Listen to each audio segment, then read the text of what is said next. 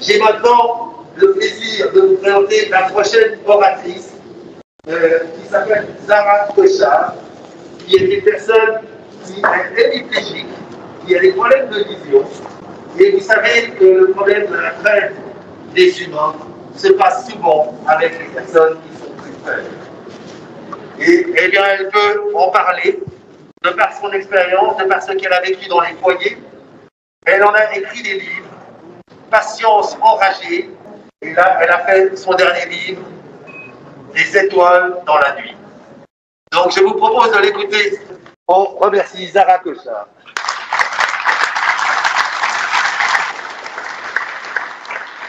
Je suis là pour être le porte-parole des personnes en situation de handicap qui très souvent n'ont pas de voix parce qu'ils ne parviennent pas à parler, à marcher. Ils sont vraiment enfermés dans leur propre corps. Donc, étant en situation de handicap moi-même et étant auteure et conférencière depuis 2004, j'ai vraiment pris cette mission d'être, si on veut, le porte-parole de ces personnes. Moi-même, dans le parcours de personnes en situation de handicap, notamment à l'école, j'ai vécu des choses magnifiques, mais j'ai aussi vécu des choses très très compliquées. Ça commençait très tôt, j'avais 9 ans. J'ai été enseignée par un prof, je l'ai appris plus tard quand j'ai publié mon premier livre. Mon psychologue à l'époque m'a dit que cet enseignant était sadique.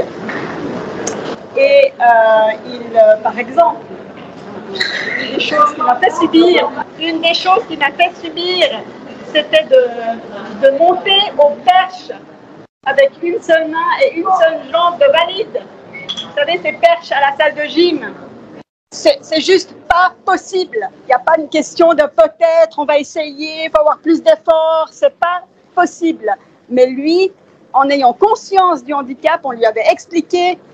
Rien n'y faisait, il voulait que j'apprenne et c'est là que vraiment on comprend que c'est sadique parce qu'il le savait et il voulait me mettre en impossibilité en fait. Donc ça a été vraiment tout au long d'une année, j'avais extrêmement peur d'aller en cours le matin. J'y allais la boule au ventre, de temps en temps ma maman me gardait à la maison mais elle ne pouvait pas me garder tous les jours. Alors j'y allais la boule au ventre. Ça a duré une année chez lui et puis 2 ans après avec une autre prof qui avait une tactique totalement différente mais tout autant destructive. Et voilà l'entrée en matière à l'école que j'ai vécue. Donc c'est vraiment des choses à continuer à vouloir changer. Et puis, mais il faut garder espoir parce que justement après 20 ans de travail en tant qu'auteur et conférencière, par rapport à mon 3e livre que je viens de sortir en 2024, Des étoiles dans la nuit, j'ai créé un groupe de soutien pour toutes personnes qui ont perdu des gens, parce que c'est le thème central de mon livre, parce que moi-même, depuis mes 14 ans, je perds des gens régulièrement dans ma vie. Il y a des passages où c'est un peu de répit et puis après ça recommence. Et puis, on a remarqué qu'en fait, les gens ont besoin d'une énorme écoute. Les gens qui vivent ça ont besoin d'une énorme écoute, qu'il n'y a pas beaucoup vraiment cette écoute. Et alors, moi, ce que j'offre, quelque part, c'est tout simple, mais c'est de l'écoute, un soutien moral, savoir qu'on peut s'exprimer, les personnes peuvent s'exprimer sur ce qu'ils veulent, ce qu'ils ont vécu avec les personnes qui sont décédées, parce que c'est tout un cheminement, le deuil. Et voilà, donc c'est vraiment un groupe de soutien qui s'offre à toutes les personnes qui vivent des situations difficiles, que ce soit aussi le handicap, la maladie, la fin de vie, quoi que ce soit de ce genre. Donc voilà, en 1 minute, on ne peut plus rajouter beaucoup de choses.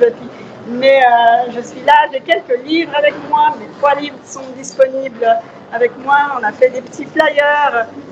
Si vous voulez rentrer en contact avec moi, je vais rester lors de la soirée. Je vous remercie beaucoup. Merci.